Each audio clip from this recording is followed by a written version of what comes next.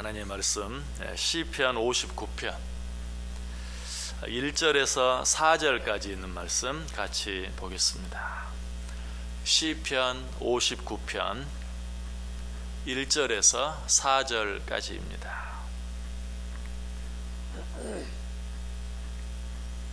우리 다 같이 한 목소리로 읽습니다.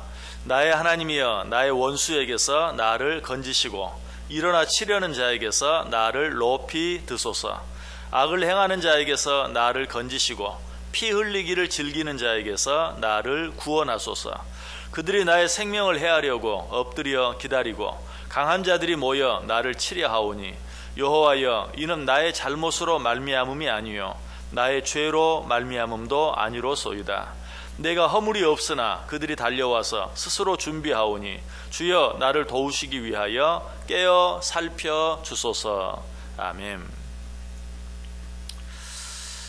우리 이 말씀 가지고 다윗이 극한 어려움 가운데서 하나님께 드린 여러 가지 기도의 모습들에 대해 생각해 보았죠.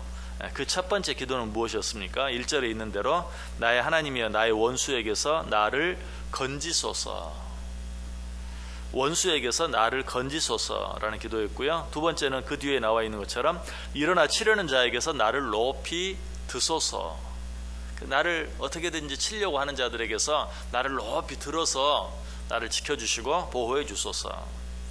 그리고 또 뭐라고 기도합니까? 2절에서 악을 행하는 자에게서 나를 건지시고 피 흘리기를 즐기는 자에게서 나를 구원하소서. 지금 다윗은 어려운 가운데서 하나님께 나를 건지소서, 나를 높이소서, 나를 구원하소서라고 기도하고 있어요. 그런데 오늘 본문 가운데 다윗이 하나님께 드린 또 한 가지 기도의 모습이 있는 것을 보게 됩니다. 4절에 있습니다. 내가 허물이 없으나 그들이 달려와서 스스로 준비하오니, 주여 나를 도우시기 위하여 깨어 살펴주소서. 깨어 살펴주소서. 나를 건지소서, 나를 높이소서, 나를 구원하소서라는 기도에 이어서 나를 깨어 살펴주소서라고 기도하고 있어요. 이 기도는 지금까지 드린 그런 기도의 내용과는 사뭇 좀 그 느낌이 다릅니다. 건지소서, 높이소서, 구원하소서라는 것은 어려운 가운데서 나를 꺼내주소서, 어려운 가운데서 나를 지켜주소서라는 그런 내용인데, 물론 나를 깨어 살펴주소서 하는 것도 같은 것이지만, 이 기도 속에는 하나님께서는 모든 것을 보시고 모든 것을 아십니다. 특별히 내가 지금 아무 어려움이 내가 아무 잘못을 저지르지 않았는데 그럼에도 불구하고 나를 무너뜨리려고 하는, 치려고 하는, 넘어뜨리려고 하는 그런 자들 가운데서 모든 것을 보시고 아시는 하나님께서 나를 공의로, 잘못이 없는 내가 저 악한 자들에게 어려움을 당하지 않도록 공의로 나를 판단해 주소서라는 그런 의미가 있어요. 자, 여기서 먼저 우리가 생각해야 될 것은, 우리 하나님은 정말 모든 것을 보시고 아시는 분이에요. 욥기 28장 24절에 말하죠. 이는 그가 땅 끝까지 감찰하시며 온 천하를 살피시며. 우리 하나님은 그 불꽃 같은 눈으로 온 천하를 살피세요. 그 온 천하 가운데 있는 모든 사람들을 살피세요. 한 걸음 더 나가면 무슨 의미예요? 모든 사람들을 아세요.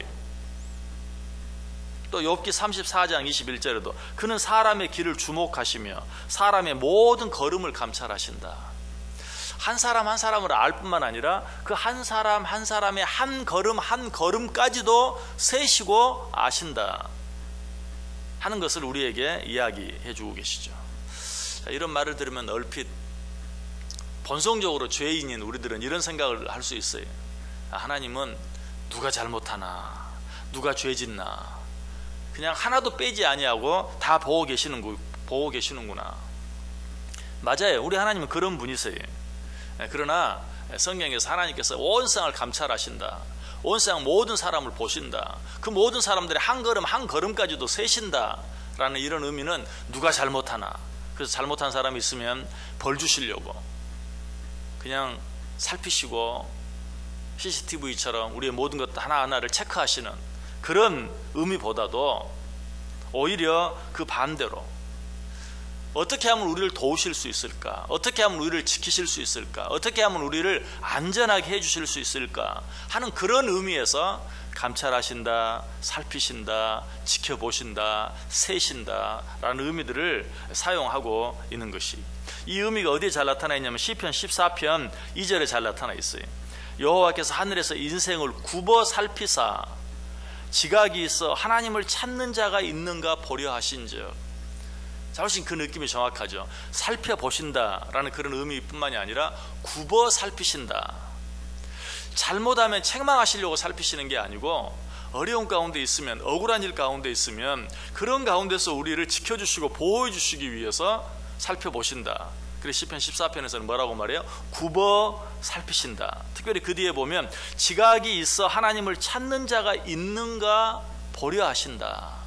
무슨 의미일 것 같아요? 잘못한 자들에게 벌 주시기 위해서, 잘못한 자를 책망하시기 위해서 그런 의미가 아니고, 누가 잘하는가, 잘하는 자가 있으면 상 주시려고, 잘하는 자가 있으면 칭찬해 주시려고 하나님께서는 불꽃 같은 눈으로 우리를 지켜보신다. 똑같은 의미일 수 있지만 너무 다르죠. 잘못하면 벌 주시는 하나님, 그런 하나님이 아니라 잘하면 상 주시기 위해서 눈을 떼지 아니하시고 우리를 지켜보시는 하나님. 그러므로 우리는 이 하나님의 눈에 뜨이기 위해서 늘 애써야 돼요. 그렇게 하기만 하면 하나님께서는, 공의로우신 하나님께서는 반드시 악한 자들의 손 가운데서 우리를 지켜주실 뿐만 아니라 내가 행한 모든 일들에 대해서 상을 내려주신다. 사무엘하 22장 21절에 말해요. 여호와께서 내 공의를 따라 상 주시며 내 손의 깨끗함을 따라 갚으셨으니. 여러분, 우리가 하나님의 뜻대로 하나님의 말씀대로 살려고 애를 쓰다가 지치는 경우가 참 많이 있어요. 언제? 아무도 몰라줄 때, 누구라 할지라도, 제 아무리 믿음이 좋은 사람이라 할지라도, 제 아무리 사람의 눈 의식하지 않고 하나님의 눈만 바라보는 자라 할지라도 사람들이 알아주지 아니하면 실망이 되고 낙심이 되는 게 연약한 우리 인간의 모습이. 그러나 이 시간 기억하시길 바랍니다. 하나님께서는 내 공의를 따라 상 주시는, 내 손의 깨끗함을 따라 갚으시는. 지금 이제 왜 다윗이 이렇게 기도하고 있는가 하는 것을 이해가 되죠. 지금 다윗이 뭐라고 기도했어요? 나는 내 죄가 없는데, 자기가 죄인이 아니라는 말 아니, 지금 저 악한 자들에게 이런 일을 당해야 될 이유가 없는데 저들은 무고하게 나를 괴롭히고 나를 쫓아오고 나를 치려하고 나를 넘어뜨리려 합니다. 하나님, 이 모든 일들을 살펴보시고 공의를 따라 내게 갚아주시고 상 주옵소서. 시편 18편 20절에도 말해요. 여호와께서 내 공의를 따라 상 주시며 내 손의 깨끗함을 따라 갚으셨으니. 우리가 믿는 하나님이 어떤 하나님인가 하는 것을 분명하게 말해주고 있어요. 역대하 16장 9절에도 나옵니다. 여호와의 눈은 온 땅을 두루 감찰하사 전심으로 자기에게 향하는 자들을 위하여 능력을 베푸신다. 믿으십니까?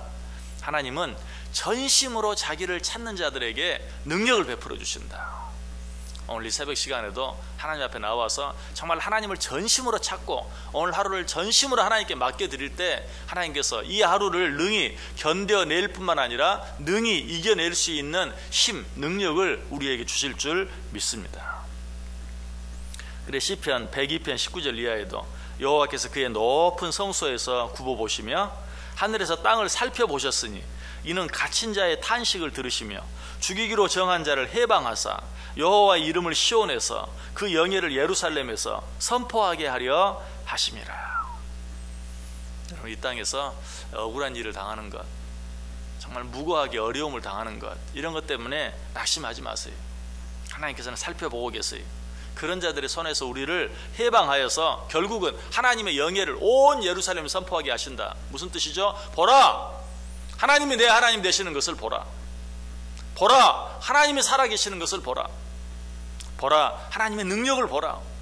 내가 억울한 일 당하는 것 같았지만, 내가 무고하게 고난을 당하는 것 같았지만 하나님께서 그 가운데서 나를 어떻게 꺼내주시고 어떻게 구원해주시고 어떻게 높여주시는지 보라! 내가 너를 반드시 하나님의 영예를 예루살렘에서 온 땅을 향하여 선포하게 만들어 주겠다라고 이야기하고 있어요. 시편 139편 기자는 3절에서 나의 길과 눕는 것을 감찰하시며 나의 모든 행위를 익히 아시오니. 나의 길과 나의 눕는 것까지라도 우리 하나님은 다 보시고 아신다.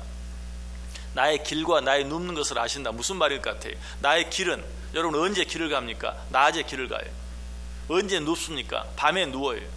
나의 길과 나의 눕는 것을 아신다는 말은 나를 주야로 내가 일어나 깨어서 내게 주어진 일을 할 때든지 모든 일을 마치고 잠자리에 누워 쉴 때든지 하나님께서는 주야로 나를 지켜주시고 나와 함께 하신다.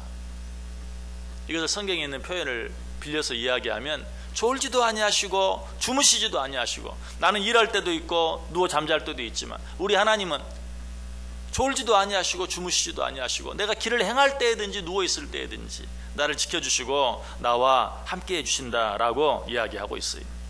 오늘 시인은 이 사실을 알았어요. 그래서 뭐라고 기도합니까? 깨어 살펴주소서, 그렇게 말하고 있죠. 오늘 본문에 나를 깨어 살펴주소서. 어떻게 보면 하나님이 혹시라도 나를 지켜주지 않고 주무실까봐? 아니, 그런 의미가 아니. 시인은 지금 오히려 반대로 나는 혹 잠들지라도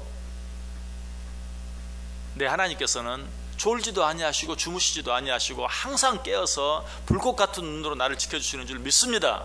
그러니 졸지도 아니하시고 주무시지도 아니하시는 하나님, 항상 깨어 나를 살펴주실 줄 믿습니다 라고 오히려 고백하고 있는 것이, 이 고백 속에도 시인의 믿음이 있어요. 나는 항상 깨어 있을 수 없습니다. 나는 졸 수밖에 없고 나는 잠들 수밖에 없습니다. 그러나 당신께서는 졸지도 아니하시고 주무시지도 아니하시는 줄 믿습니다. 아니, 설령 내가 깨어있다 할지라도 당신께서 나를 도와주지 아니하시면 나는 아무 소용이 없습니다. 시편 127편에 있는 것처럼 여호와께서 성을 지키지 아니하시면 파수꾼의 깨어있음이 헛되도다. 내가 눈을 부릅뜨고 깨어있어도 소용없습니다. 당신이 깨어서 나를 지켜주셔야 내가 안전할 수 있습니다 라고 고백하고 있는 것이, 오늘 이 기도가 우리의 기도가 될 수 있어야 돼요. 깨어 살펴주소서. 다윗은 이 하나님을 믿었어요. 그래서 성경 다른 곳에서 시편 4편 8절에서 뭐라고 고백합니까? 내가 평안히 눕고 자기도 하리니 나를 안전히 살게 하시는 이는 오직 여호와이시니이다. 내가 평안히 눕고 자기도 하리니, 어떤 어려움이 내게 있든지 그 가운데서도 깨어 살펴주시는 하나님, 그 하나님을 믿고 그 하나님께 모든 것 맡기고 나는 평안히 눕고 자기도 하겠습니다 라고 고백하고 있어요. 오늘 다시 하나님께 드리는 기도, 주여 나를 도우시기 위하여 깨어 살펴주소서. 이 기도가 저와 여러분의 기도가 되길 원합니다. 그리고 내가 평안히 눕고 자기도 하리니 나를 안전히 살게 하시는 이는 오직 여호와이시니이다. 하나님이 나를 지켜주시는 줄 믿고 나는 평안히 눕고 자겠습니다 라는 이 고백이 저와 여러분의 고백이 되길 원합니다. 그렇게 할 때 오늘 하루 정말 우리가 어디에서 무엇을 하든지, 설령 나는 졸고 나는 잠다 할지라도 졸지도 아니하시고 주무시지도 아니하시고 불꽃 같은 눈으로 우리를 깨어 살펴주시는 그 하나님의 은혜를 우리가 평소 풍성히 경험하고 누리고, 오늘 하루 삶을 마치고 잠자리에 들 때는 성경이 우리에게 약속해 주는 것처럼 하나님의 살아계심과 그 하나님의 살펴주시는 그 은혜를 예루살렘 높은 곳에서 온 세상을 향하여 선포할 수 있는, 보라 이 하루 하나님이 나와 어떻게 함께 하셨는지, 보라 이 하나님이 나를 어떻게 도와주셨는지 간증하고 찬송하고 영광 돌릴 수 있는 저 여러분의 삶이 되어줄 수 있기를 주님의 이름으로 간절히 축복합니다. 기도하겠습니다.